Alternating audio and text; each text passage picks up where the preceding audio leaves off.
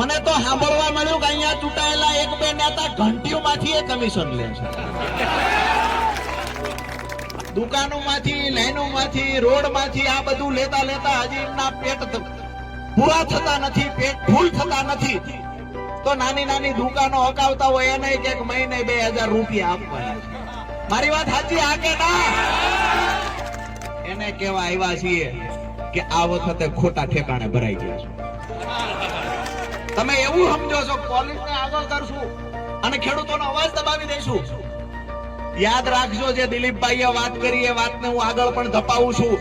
અને અહીંયા મંચ પર ઉભા થયા પહેલા કીધું છે ને એ દિવસે કીધું છે કે રાજકીય વાત કરવા માટે રાજુ કરપડા આવ્યો નથી. મારી પાર્ટીની કે મારી રાજકીય નેતાગીરીની વાત કરવી હોય તો ચૂંટણીઓમાં કરશું. આજે ખેડૂતોની લડાઈમાં સહભાગી થવા આવ્યો છું અને જે પાર્ટીના નેતાઓને ખેડૂતોના મત જોઈતા હોય એ આ લડાઈમાં સહભાગી થવા આવે.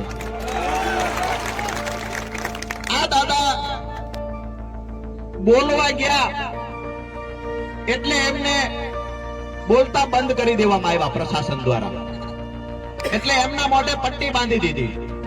એટલે પ્રશાસન તંત્ર અને આ સરકાર ખેડૂત જયારે બોલવા જાય છે તો એને મૂંગા કરવાના પ્રયત્ન કરે છે. એનું ઉત્તમ ઉદાહરણ પૂરું પાડવા માટે આ દાદાએ મોઢા પર પટ્ટી લગાવી છે. કહેવામાં આવે છે ખેડૂત પ્રધાન દેશ, કહેવામાં આવે છે કે અર્થવ્યવસ્થામાં મોટો એવો ફાળો ખેડૂતોનો છે. પણ આ જગતના બાપનું બિરુદ જેને મળ્યું છે એ જગતનો બાપ આજે પાણી માટે આઝાદીના 77 વર્ષ પછી ભીખ માંગે છે. શર્મિંદા થવું જોઈએ, સરકારે ડૂબી મરવું જોઈએ. જ્યારે બોલવા ગયા દિલીપભાઈ, જયદીપભાઈ જેવા આગેવાનોએ ખેડૂતોને આગળ આવીને કહ્યું કે ના બોલો આ પ્રશાસન સામે, તો પોલીસને આગળ કરીને બંદી બનાવીને સાવરકુંડલા સુધી લઈ જવામાં આવ્યા. એટલા માટે આજે આ બંદી બનાવ્યા દાદાને.